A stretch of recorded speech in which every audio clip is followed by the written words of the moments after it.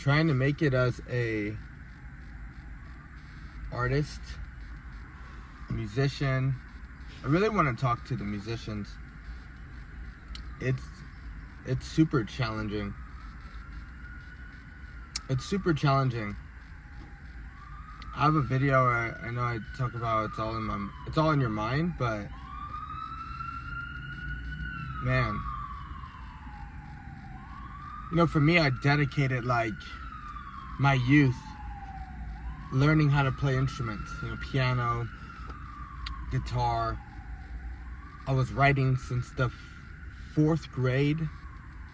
I know how to do all of them very well. I produce my own music. I mix audio engineer. Took like 5 to 7 years to learn how to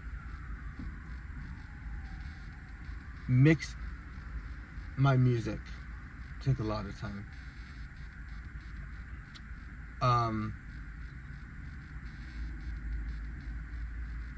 But then I feel kind of stuck. That feeling, I think you might have that feeling in like every facet of life, but I think for the musician it's very unique. Because you do have an exceptional skill. But how can you translate it? How can you translate that into like social metrics? What I mean by social metric is how do you show someone that you did something great?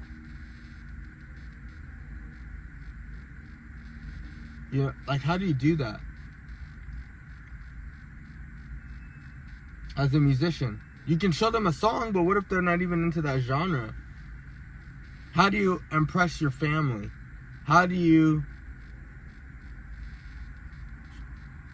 What system, bureaucratically or in the workforce, how do you show you're a musician? What job application, what does that translate to?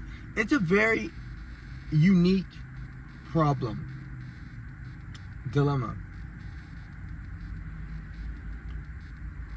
Yeah, I've been facing that one for years. So I found out one way, and I think about 2017, that's when I started. When I'm like, you know what? Because I remember at first I was like, I'm never gonna curse in any of my songs. Then 2016, I was like, actually, I'm gonna curse in my songs. Then 2017 through 2018, I was like, okay, I'm gonna be like everybody else I see. But I'm not there yet, so I gotta kind of fake it. So I start buying fake chains. I start wearing expensive clothes. I start like fidgeting numbers on Instagram, paying for bot services, posting every day. And the illusory of what I was creating actually kind of worked. It got me a couple big shows. It got me noticed, so then more people started paying. Like, that's where the money started coming in. But then morally, and I think just in my faith of just my belief in God, I kind of started to really detest, doubt, dislike that version of myself. Like, why do I have to fake it?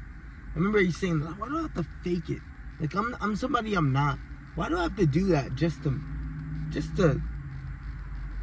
show this skill, this gift, this thing that I've been fiddling at my whole life, with sounds and I want to be the creator of that. I love listening to music, but I also want to create it. So it's kind of challenging because you're kind of like, what do I need to do, to share that?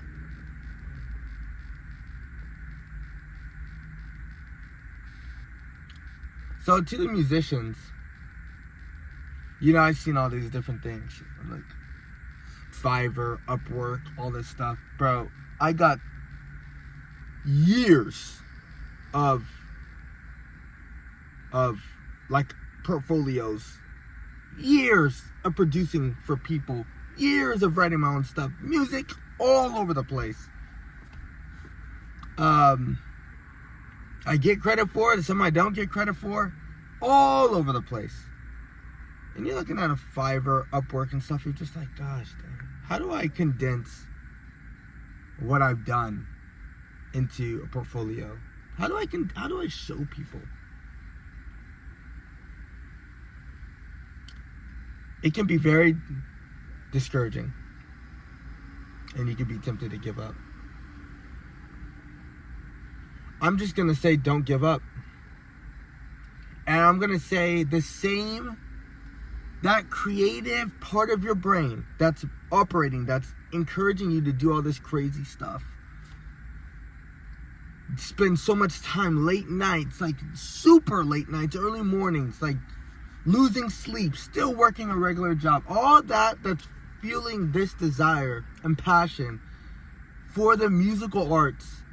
That same creative drive, I believe, will propel that musician, that person. If they don't give up, it will propel them to find a way, peruse throughout all the different possibilities. They will find a way to make it work. They'll find a way. They will. It's a part of our brains. It's that same, I don't know how to explain it, but it's that same thing that makes us do this improbable thing. My little brother, it's so interesting because I guess he was watching me in the shadows, or fate would have it, the Lord would have it, that we just so happen to have the same passion. I'm going to take it as he's been watching me in the shadows.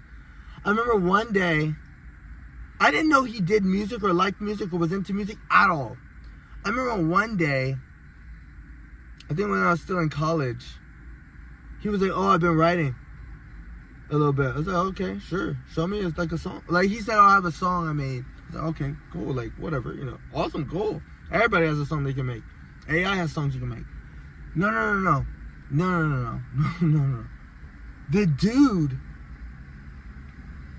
is talented. He's a way better writer than me. I listened to that song. I literally was like, huh?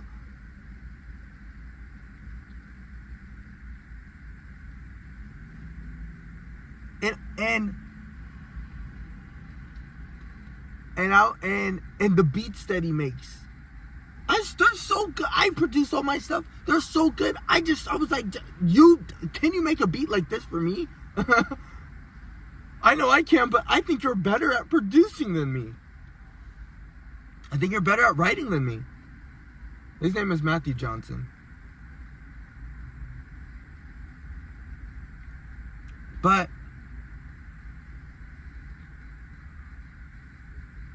what I'm trying to get at is that, oh no, the creative work, the hard work, the heart work of trying to unlock my path through this musical journey, that I have complete assurance that God gave me this gift to, you gotta figure out what to do with it. It was paying off.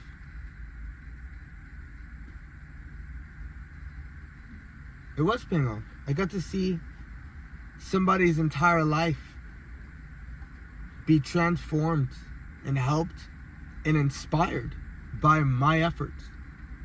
And I think that's something that we don't value enough. Are you inspired by the guy who works at the desk job making $120,000 a year? Maybe if you've seen his house, maybe if you've seen his car, maybe if you see where he eats at, the tips that he gives, maybe that inspires you. Does the job itself? I'm not too sure. I think there are some jobs out there, But I'm not too sure that's the thing we're inspired by. The job that they're working on. It's the things that they're able to do. With the musician, I do believe that we are inspired by the skill. That in and of itself that they're doing is inspiring. Same goes for the athlete.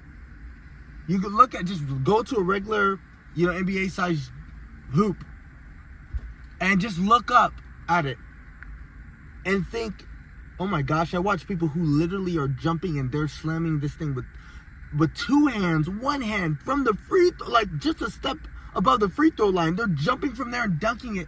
And just that alone, it's inspiring.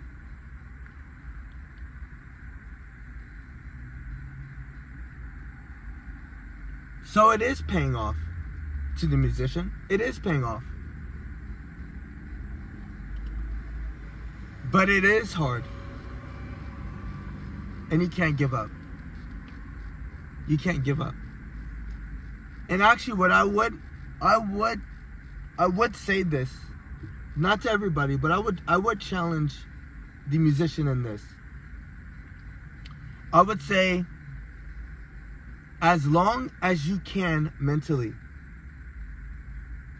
get jobs that can keep your mind free. Do the Uber Eats, do the DoorDash, do the Uber, that can keep your time as free as you can. Because you are so valuable to this society. You're so valuable. You're what keeps the desk job guy going. Listening to music. These offices are playing music. That you're the one that keeps them going. The world needs you. And if you only have like one subscriber or you don't have that many people listening to your music or Spotify, you don't have that many monthly listeners or whatever the case may be, dude, woman, whoever, don't give up. Please don't. You're too valuable. You're too valuable to society. That's a metrics. Well, I will commend you. I will salute you. Because I know from firsthand experience how difficult it is to stay encouraged to do what we're doing. So, stay creative. And Jesus is the best. It's your boy Mo Fresh.